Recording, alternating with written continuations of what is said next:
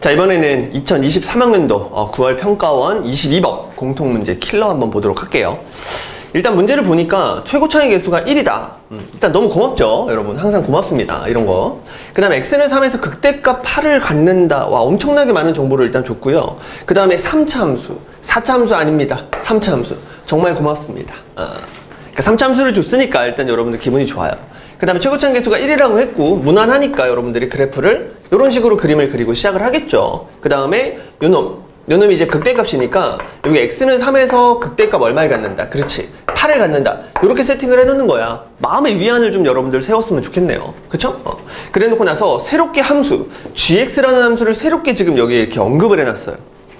자, 근데 요 녀석은 이제 여러분들 문제를 많이 풀어본 학생들, 그러니까 여기서 문제를 많이 풀었다는 게 이제 여러분 기본 유형만 열심히 연습한 사람들이 아니라 일단 4점짜리 준킬러 이상의 문제들을 여러 번 풀어봤던 학생들 있잖아요. 뭐 기출문제뿐만 아니라 여러 가지 다양한 사설 문제들 같은 거 있잖아. 그런 거 많이 풀어본 학생들 같은 경우에는 얘가 딱 눈에 너무 익숙하단 말이야. 그쵸? 여러분들도 공부를 열심히 한 사람들은 얘가 굉장히 눈에 익숙했을 거야. 그냥 딱 의미를 바로 그냥 해석할 수가 있어. 부담감이 없다는 거야. 무슨 얘기냐? gx라는 함수는 fx를 그대로 받을 수가 있대요. 이렇게 해석해주면 되죠. fx를 그대로 받아낼 수도 있고요. 아니면 이렇게 받아낼 수도 있다. 마이너스 fx? 일단 마이너스 fx가 여러분 조금 힘들지만 그냥 받아들여봐. fx를 마이너스를 붙여라. 그럼 fx를 마이너스를 붙이겠다는 얘기는 함수를 한번 뒤집으라는 얘기거든. 함수를 한번 뒤집겠다는 얘기는 x축의 위치가 좀 필요하겠네요. 그쵸? 이런 걸 바로 이제 캐치를 딱 해주면 되고요. 그 다음에 뒤에 이제 2배의 ft. 지금 2배의 ft가 뭐예요? 자, 이 입장에서, 이 g라는 함수의 입장에서 이 2배의 ft라는 것은 단지 상수일 뿐이에요. 그쵸? 그러니까 얘를 해석할 때 fx를 일단 뒤집은 다음에 적당히 평행이동을 했구나 라고 여러분들이 생각을 하셔야 되죠. 누구를 기준으로? 그렇지, 이렇게 t를 기준으로 생각을 해주시면 되겠네요. 그쵸? 그러면 일단 t가 어디 있는지를 모르기 때문에 t의 위치를 여러분들이 아무 데나 한번 찍어보는 거야. 그래. 무난하게 여기다가 t를 잡아볼게요. 그러면 지금부터 gx라는 함수를 여기다가 그대로 덧그리시면 되는데 t보다 x가 클 때는 그냥 그대로 fx를 그리라고 했으니까 이게 fx가 되는 거예요. 그렇죠? t보다 큰 쪽에서는 fx를 그대로 받아내라. 그 다음에 두 번째, 이제 얘가 좀 어려운데 어떻게 하라고요? fx를 먼저 뒤집으래요. 선생님, fx를 뒤집긴 할 건데 x축의 위치를 모르잖아요. x축의 위치를 아무데나 잠깐 두고 의미 해석하는 거니까 x축의 위치를 잠깐 두면 이제 얘를 뒤집을 거 아니야. 이렇게 뒤집으면 얘 개형 자체가 이렇게 뒤집힐 거 아니야. 여기까지 괜찮죠? 그래 놓고 나서 여기 t, 이 상태에서 얘를 적당히 평행이동을 하래요. 근데 얼만큼 평행이동할지 슬쩍 봤더니 여기 x에다가 여러분들이 t를 넣어봐. 물론 t를 넣으란 얘기는 아니지만 x를 t로 가까이 보내게 되면 이 녀석이 ft랑 똑같은 값으로 가까이 가게 되거든. 그러니까 요놈의 함수값이 지금 ft였잖아요. 이 상태에서 요만큼을 그리긴 그릴 건데 얘를 적당히 평행이동해서 여기다가 그냥 붙여서 그리란 얘기야. 얘를 그냥 그대로 붙여서 이렇게 그리란 얘기입니다. 됐죠? 그러니까 다시 한번 조합을 해보면 여러분들 g라는 함수는 어떻게 그려준다? fx를 그린 다음에 t의 위치가 결정이 되고 나면 t의 오른쪽은 그냥 그리고 t의 왼쪽은 뒤집어서 꺾어서 그린다. 꺾어서 그린다? 꺾어서 그린다라는 표현보다는 뒤집어서 그린다. 이렇게 생각을 하시면 되겠죠. 당연히 여기선 붙어 있어야 됩니다. 자, 이렇게 g라는 함수를 해석을 했다. 됐죠? 미안합니다. 근데 방정식 gx를 0이라고 놓는다. 이제 또 새롭게 이야기를 진행을 해볼게요. gx라는 함수를 언급했으니까 이제 gx를 0이라고 놓고 방정식을 풀 거래. 근데 서로 다른 실근의 개수를 개수함수네요. ht라고 하자. 실근의 개수를 ht라고 하자. 지금 개수함수가 또 나오기 시작합니다. 이래놓고 나서 ht라는 개수함수는 t는 a에서 불연속이 되는데 그런 불연속의 값이 몇 개? 2개가 되도록 하는 그런 함수를 추론해보세요. 그런 얘기네요. 됐죠? 자, 문제 해석 끝났고요. 이제 여러분들 불연속이 되는 경우가 어떤 경우인지 한 번만 해보면 되겠네요. 자, 그러면 3차 함수의 그래프를 다시 한 번 더 그려주시고요. 됐죠? 요 데이터가 3이었거든. 자, 이렇게. 근데 아까 선생님이 얘를 뒤집기 위해서 x축의 위치가 필요하다고 했는데 사실 여기서는 x축의 위치가 그렇게 필요하진 않았네요. 그냥 여러분들이 개형을 뒤집어주면 되는 개념이니까.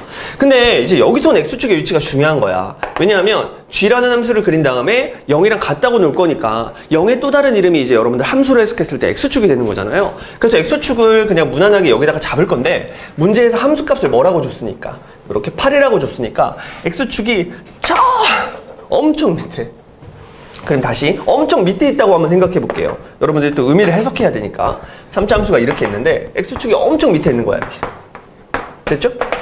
자, 그렇게 되면 우리가 여기다 gx를 그냥 그대로 그렸을 때 t가 저 멀리 있을 때 여러분들 여기서 이렇게 되겠죠. 그럼 실근의 개수는 계속 2개가 돼요. 그렇죠? 그 다음에 여기 있어도 실근의 개수는 계속 2개, 계속 2개 되다가 여기서 실근의 개수가 몇 개로 바뀌니? 그렇지, 1개로 바뀌겠죠. 그러니까 여러분들이 ht라는 함수를 만약에 그린다고 치면 계속 실근은 2개였다가 갑자기 몇 개로 탁 줄어들어. 그렇지, 1개로 탁 줄어드는 이런 불연속인 상태가 발생을 하게 되겠죠. 그런데 t의 값을 계속 키워보시면 이제 실근의 개수는 나와 안 나와? 나오지 않겠죠. 이렇게. 선생님 아니에요. 요런 데 있으면요 얘가 이렇게 뒤집히잖아요. 아 근데 x축이 저 밑에 있잖아. 그치? 얘가 아무리 노력을 해도 여기 있다고 해도 이렇게 돼서 아무리 노력을 해도 요 제일 밑에 있는 값이 x축보다 위에 있단 말이야. 그러면 근이 있다 없다? 그렇지, 이렇게 근이 존재할 수가 없겠네요. 계속 t의 값을 변화시킬 때마다 얘가 아무리 뒤집혀도 여러분들 x축과 더 이상 만나지 않을 테니까 그 뒤부터는 계속 0이라는 이런 실근의 개수 함수가 만들어져서 얘 같은 경우에는 딱 한 점에서만 불연속이 되겠네요. 그쵸? 그러니까 ht라는 함수는 만약에 x축이 저 밑에 있으면 아무리 노력을 해도 한 점에서만 불연속이다. 이렇게 여러분들이 생각을 하시면 됩니다. 그리고 실제 시험에서는 당연히 이걸 먼저 해보는 게 아니었죠. 무엇을 먼저 해봤어야 돼?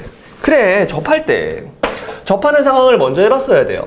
그러니까 무슨 얘기냐면 여기 아까 t를 잡아놓고 선생님이 gx의 그래프를 그렸을 때 이 녀석이 이런 식으로 이제 그림이 그려지겠죠? 그랬을 때 딱 x축이 어디에 있어주면, 그래, x축이 딱 여기에 있어주면 이 문제가 왠지 성립할 것이다. 여러분 시간도 부족하잖아요. 그쵸? 그러니까 빨리빨리 추론을 할 수 있는 그래프의 개형을 먼저 생각해 주는 게 당연한 일이었습니다. 됐죠?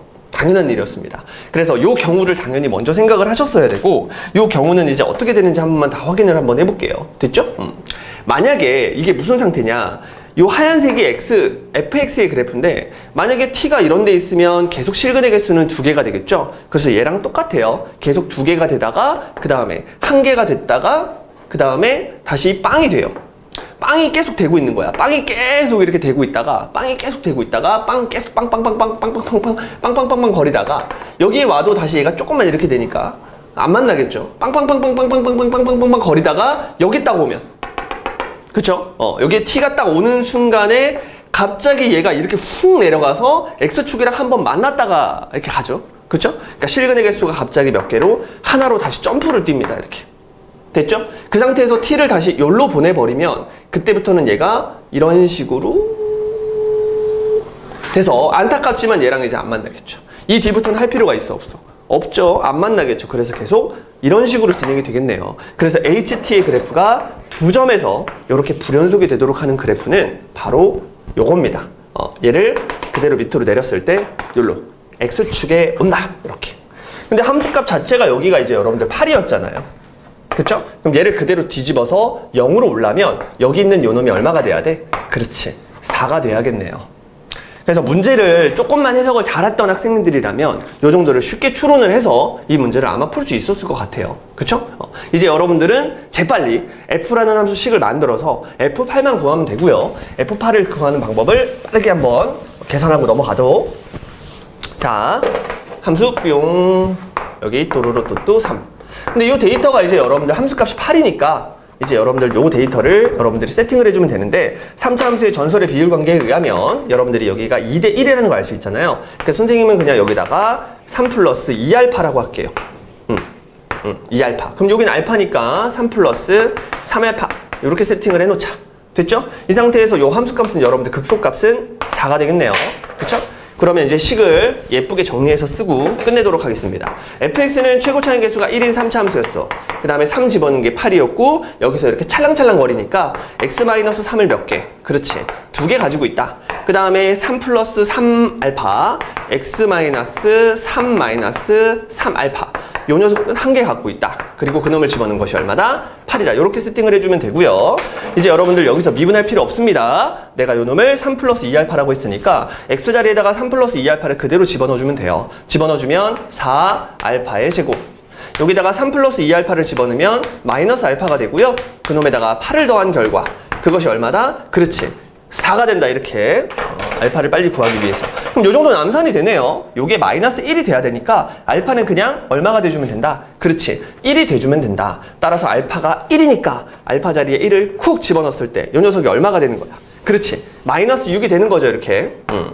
그래서 함수 fx를 완전히 추론했고요. 이제 여러분들 8 집어넣어서 답을 내주면 되고 8 집어넣으면 5, 25 곱하기 8 집어넣으면 2네요. 거기다가 그대로 다시 8 더하라고 했으니까 58이라는 아주 깔끔한 정답을 얻어낼 수가 있습니다. 됐죠? 여러분들 22번이 이번에 좀 쉬웠다고 느껴지지? 쉬웠다고 느껴지지? 설명을 들으니까 쉬운 거야. 여러분들 시험 시간에 이거 시간 없어서 아마 못 풀었을 거예요. 이번에 13번부터 굉장히 어려웠잖아요. 그쵸? 그러니까 뭐 이걸 못 풀었다고 해서 너무 당황하지 마시고, 근데 그건 하나는 확실한 것 같아. 옛날처럼 22번이 정말 손도 못 대게 나오는 건 아니고 의외로 앞에 있는 문제들이 더 시간을 많이 허비하고 그 다음에 좀 어려운 것들이 더 있을 수 있잖아요. 여러분들 개인적인 입장에서요. 그래서 22번 같은 경우에도 여러분들 그렇게 어렵지 않으니까 개형만 잘 추론하면 답을 쉽게 낼 수 있으니까 여러분들 22번 절대 포기하지 마시고 수능 얼마 안 남았죠? 그때까지 22번 유형도 더 공부하도록 노력하세요.